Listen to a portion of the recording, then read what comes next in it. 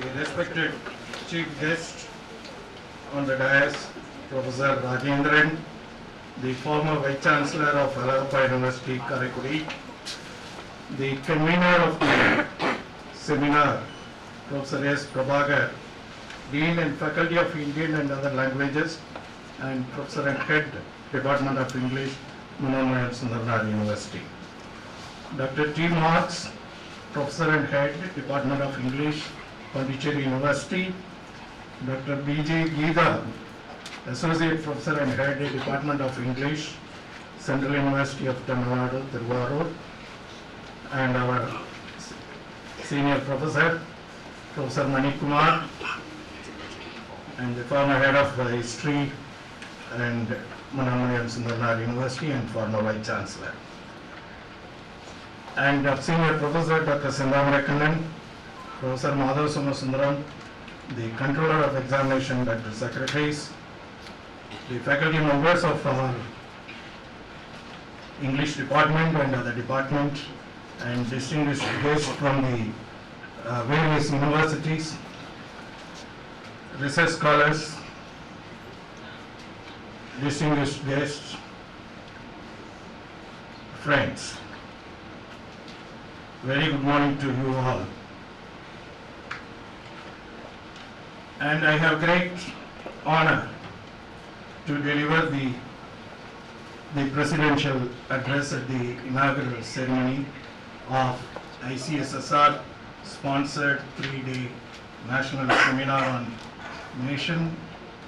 nationhood and nationalism,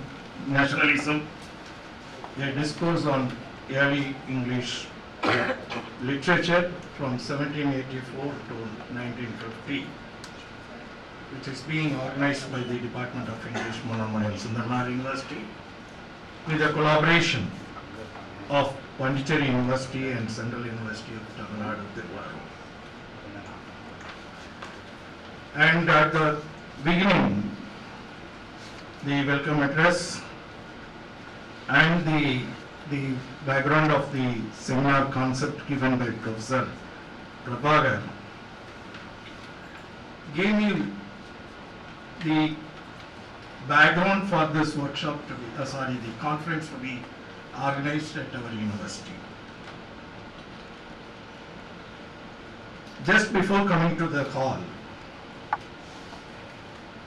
I got a brief from Prabhakar.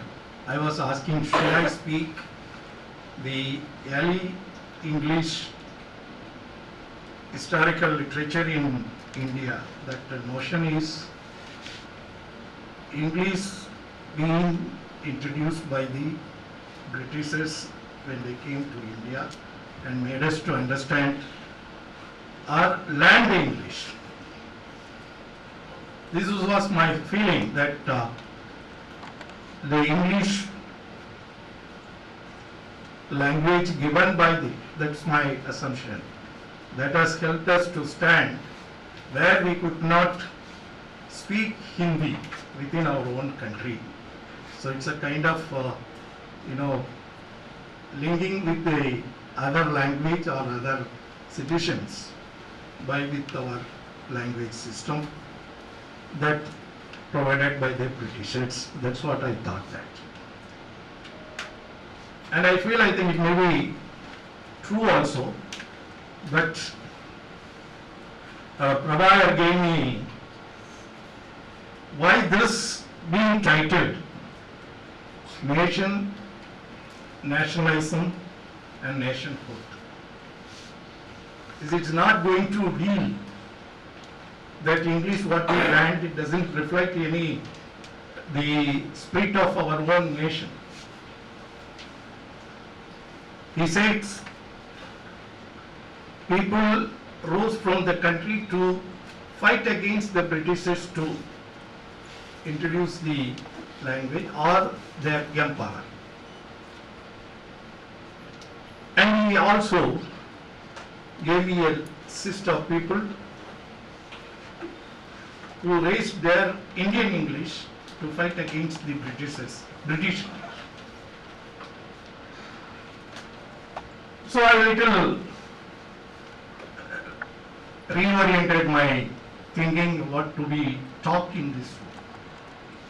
Before that, I was thinking that we should thank the Britishers who gave the birth of English to learn by the citizens of India, and people like today in 21st century or 22nd century, that we are able to contribute more towards achieving the science and technology by doing research through the system of English learning system. That is the strong belief that I have, that fortunately we could have that the system of English in our country. Wherever we go, we are exempted. That the Indians have background of English language, so we don't need to go another system like TOEFL and GATE, though they insist. Even when we write that, the native speaker to correct our own science paper, which doesn't arise much very frequently when we submit a paper to the international standard from the India, which I have not raised anything that your paper has to be corrected by native speakers. Now it is order of the day that frequently people refer that the paper has to be written by native speakers. So what we thought in my mind, that English grammar we have a strong background that is being provided or nurtured by the Britishers, they taught. Perhaps that may also given strength to the Indian writers or Indian fighters, freedom fighters, particularly even our own remnant, Manonmaniam, Sundaranar, who could write a good English to fight against the British English people. So, the things that though the literature gives a reflection of our own life, but it has influenced very much on the society of literature, which is not always romantic or imaginary or fictitious. It is written with some purpose to sensitize the people about the importance of the nation and the significance of sovereignty and its culture. It also propagandises the social evil found in our society and suggested remedial measures by creating imaginary characters with real life scenario or the situations. Our national poet Subramanya Bharati speaks in his essay blunting the imagination and defined imagination as a vision of higher and noble life. He adds that the ideology of imagination is not for the idler and the dreaming parasite, but only for vigorous and cheerful workers. This proves that imagination and dreams come true only for socially committed people. The nationalism is a patriotic feeling that unites people across the nation. It doesn't bother about the caste, creed, color, gender, religion, or even the class of people. It stands with the motto of unity is strength. Our mother covers an area of 32,87,263 square kilometers. This measurement can mark only our country's geographical location, which extends from the snow-covered, glacial covered from Himalaya to the plain of Kanyakumari. So,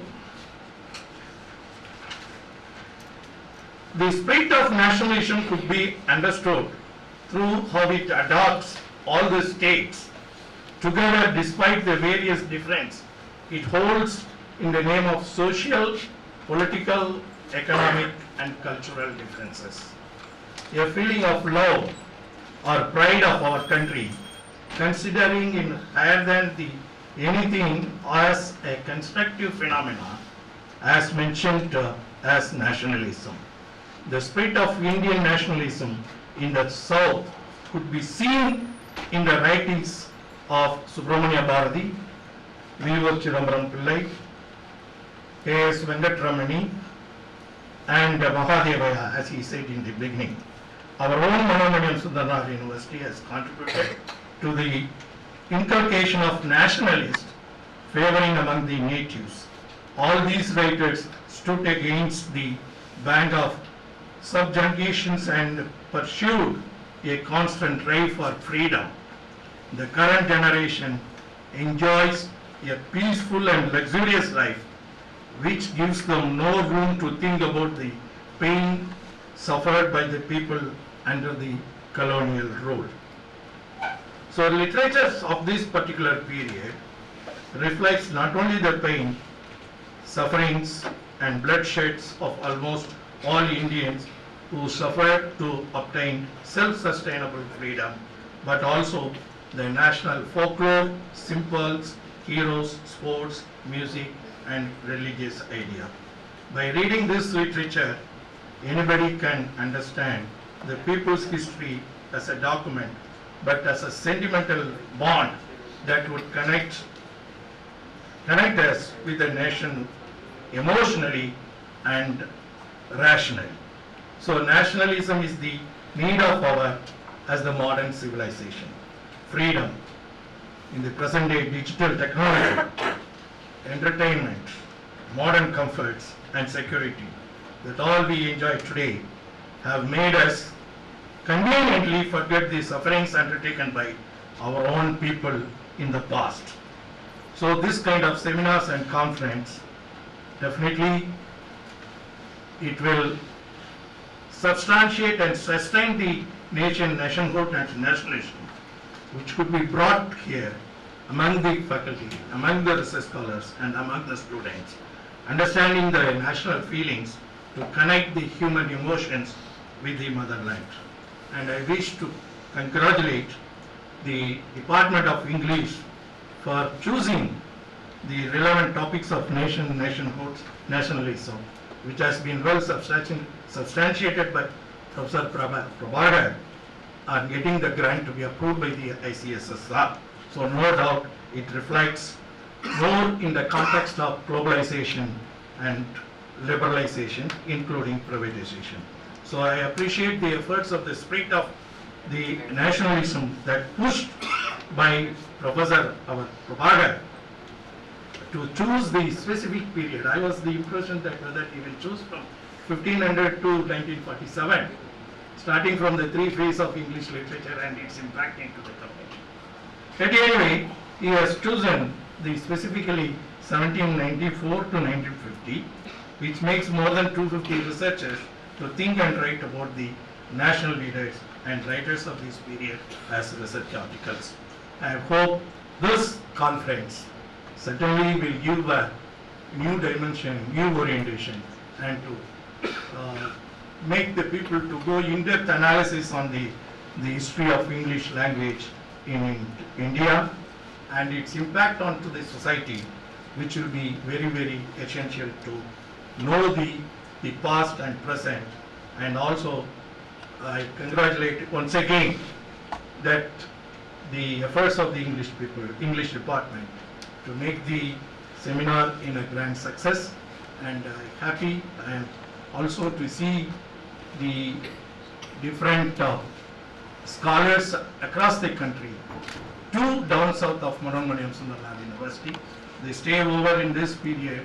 Definitely it will be very memorable and enjoyable, and you carry with this cherishedness of Manonmaniam Sundaranar University to your hometown. Thank you very much. Thank you, sir. Manonmaniam Sundaranar University is really fortunate to have an illuminating personality as the most honorable Vice-Chancellor. Now, thank you.